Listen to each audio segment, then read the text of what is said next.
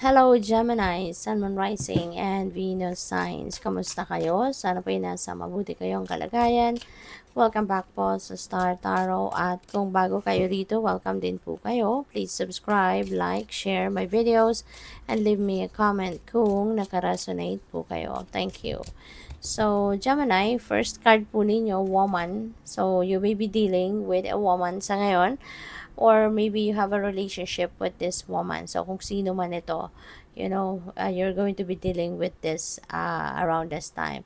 So, pwedeng nanay mo yan, pwedeng kapatid mo, pwedeng asawa mo, pwedeng manager mo, boss mo, mga ganon. So, depende sa inyong sitwasyon, pwedeng kadugo mo siya, or pwedeng yung relationship mo sa kanya is romantic, or pwedeng katrabaho, diba? Ganon. So, we also have Jug, light-hearted and carefree time. So, magiging chill lang kayo ngayon. You're going to chill sa ngayon, Gemini, which is good. At baka sa pag-chill mo nito, baka makakasama mo si woman, diba?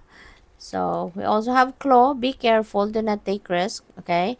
Hindi muna ito yung time para kayo ay mag-take risk. Hindi muna ito yung time para kayo ay sumubok ng mga bagong kaganapan. Okay? Stay put ka lang muna.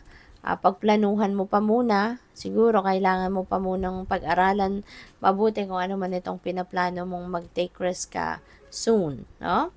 So, we have bear, danger, especially in money matters. Ayan. So, maaari na ito yung dahilan kung bakit hindi pa kayo pwedeng mag-take risk. Kasi it may involve money. Okay? Baka hindi makakabuti para sa inyo ngayon. Na siguro may involved na malaking amount of pera dito. Kaya, stay put ka lang para hindi ito mangyari sa'yo. No? Hindi ka mawala ng pera, hindi ka manakawan ng pera, hindi ka mabudol sa pera. So, pwedeng related yan sa bawat isa. Yan na napipick up ko.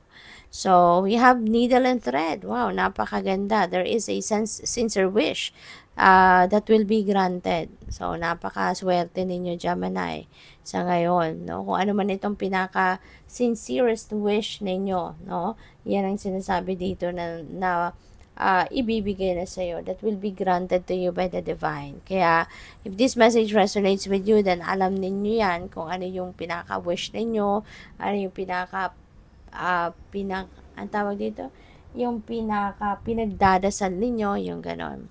So, we also have career, and that could be yung maaring yung wish na yan could be related to career, no?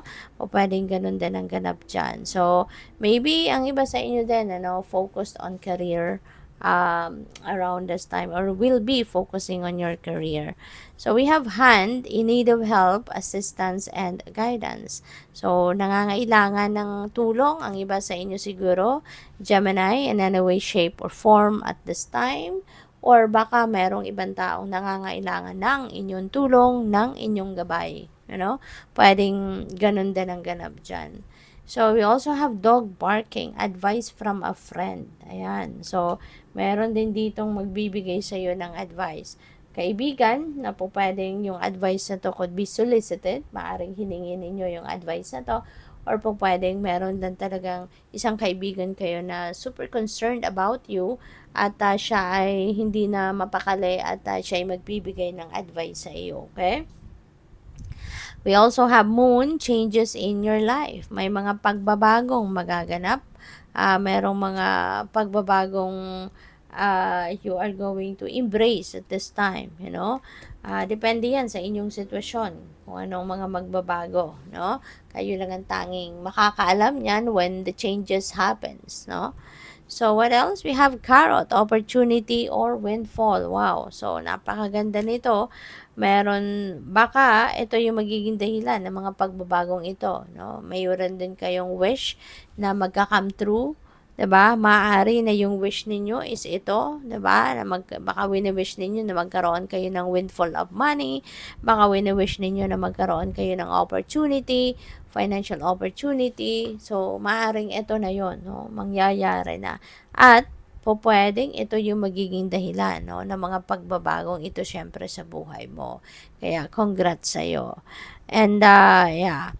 So we have but take care, enemies are working against you. So mag-iingat kayo kasi maaaring meron ditong mga tao na alam mo na pwedeng mga nakasagutan mo to, nakaaway mo, nakatampuhan mo in the past, maaaring nag-escalate na yung asaran ninyo, yung bisita ninyo. Kaya ngayon, maaring yung mga taong ito, baka may ginagawa or merong gagawing hindi maganda towards you. Kaya mag-iingat kayo na hindi kayo, alam mo yun, wag na ninyong dagdagan pa yung galit ng taong ito sa'yo, yung ganon, ano?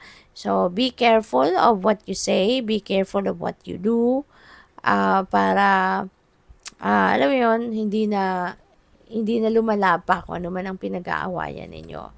So, we also have I, psychic ability. Trust your intuition. Okay? So, you are divinely guided. No? Kaya, marami din siguro mga gabay, merong mga signs, symbols, synchronicities, or pwedeng intuitive messages and nudges ang pinapadala sa inyo ng divine to guide you. Okay? To guide you on how you're going to navigate your situation or your circumstances around this time. No? Lalo-lalo na merong mga, alam mo yun, merong mga negative energy around you. Kaya talasan ninyo ang inyong radar. Okay? Maging, palakasin ninyo yung receptivity ninyo at i-access ninyo lagi kung ano man ang nilalaman ng inyong mga intuition, diba? Kung ano man tong gut feel, ano nararamdaman ninyo dyan, make sure na pansinin ninyo yan at sundin ninyo kasi gabayan sa iyo ng universe para mapunta kayo sa tamang path, para mapunta kayo sa tamang track, no? Kung ano ang dapat ninyong gawin. So, good luck. Thank you for watching. Love and light. Namaste.